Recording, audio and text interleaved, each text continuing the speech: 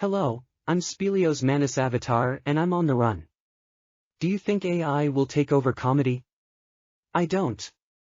It hasn't figured out how to harass female comics yet.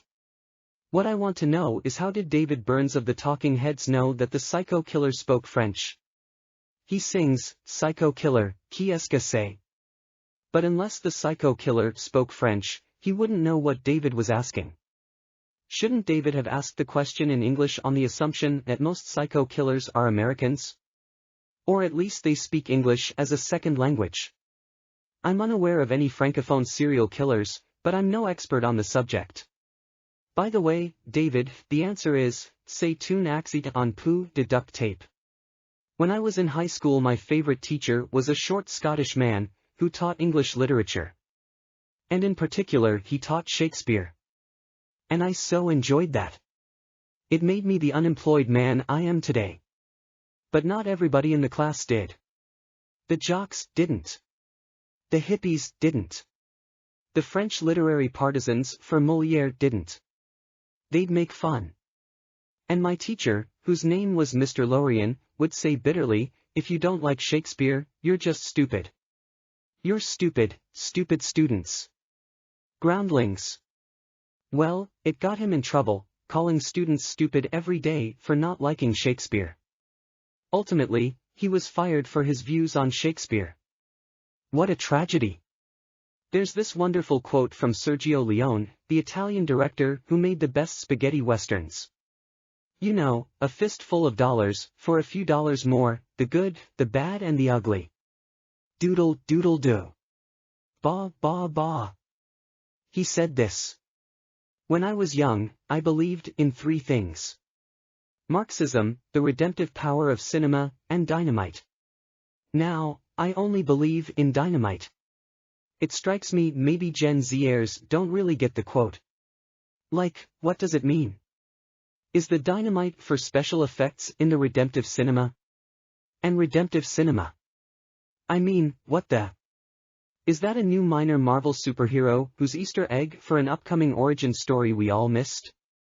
I was thinking, we need to update famous quotes for the next generation.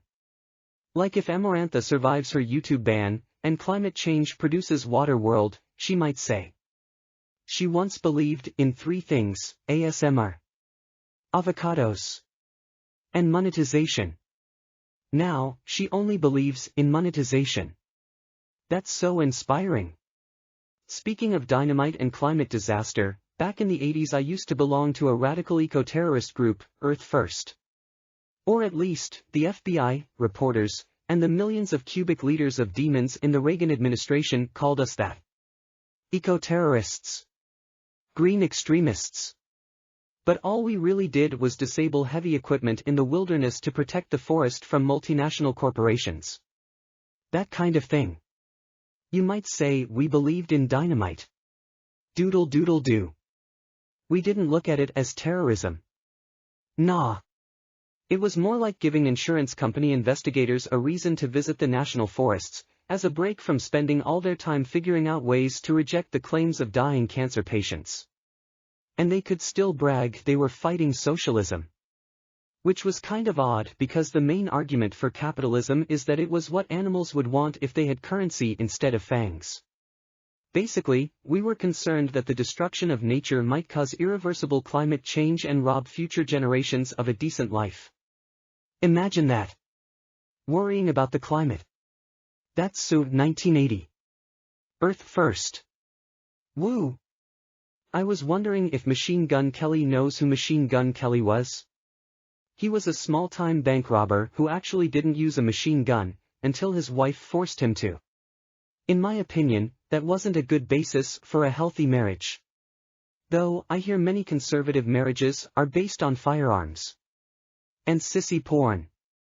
In any case, the original Machine Gun Kelly was convicted of kidnapping and served a life sentence in Alcatraz, and was mocked in the media as Pop Gun Kelly.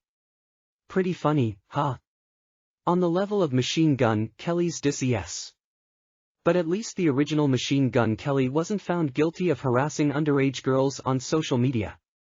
And his wife, though fixated on automatic weaponry, at least never appeared in a Michael Bay movie. So, Call me a traditionalist when it comes to rapper names. Thank you very much. And don't forget to tip your waitresses.